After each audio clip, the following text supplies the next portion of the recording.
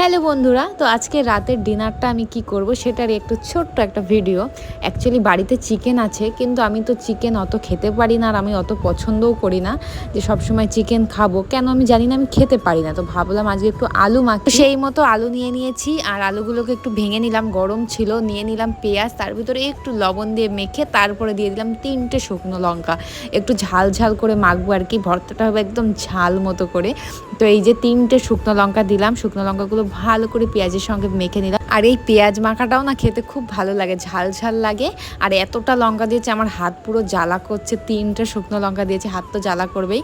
তারপরে তেল নিলাম আর আলুগুলো সুন্দর করে সেই পেঁয়াজ আর শুকনো লঙ্কার সঙ্গে মাখতে শুরু করলাম। অ্যাকচুয়ালি আমি সেভাবে কখনো আলু মাখি না, মাই মাখে, কিন্তু আমি জাস্ট এখন একটু অল্প করে করছি তো নিজের জন্য, সেই জন্য আমি নিজেই মেখে নিচ্ছি। আলু মাখা কিন্তু বেশ ভালো লাগে। আর অ্যাকচুয়ালি আমার মতো কে কে আছেন আপনারা আমি জানি না, এটা আমার না এটা খুবই হয়, মাছ থাকুক বা মাংস থাকুক, আমি না একবার খেলে আর দ্বিতীয়বার আমি সেটা খেতে পারি না। তখন আমার মনে হয় কিছু ভাজা হোক, কিছু মাখা ভর্তা টাইপসের কিছু জিনিস হোক। অ্যাকচুয়ালি আমি ভাজাটা বেশি লাইক করি, কিন্তু আজকে আর কিছু ভাজা করলাম না। এই যে একদম ঝাল ঝাল আলু মাখাটা দিয়ে আজকে ভাত খাবো। আর প্রচুর ঝাল হয়েছে, কারণ আমার হাত এখনই জ্বালা করছে। আমি মাখছি আর আমার হাতটা গাইজ এত জ্বালা করছিল, আমি আপনাদের কি বলবো।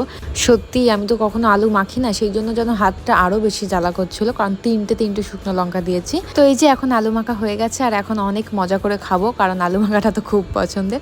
তো আজকের এই ছোট্ট ভিডিওটা কার কার ভালো লাগলে জানাবেন, আর সবাই খুব ভালো থাকেন। Good night, tata.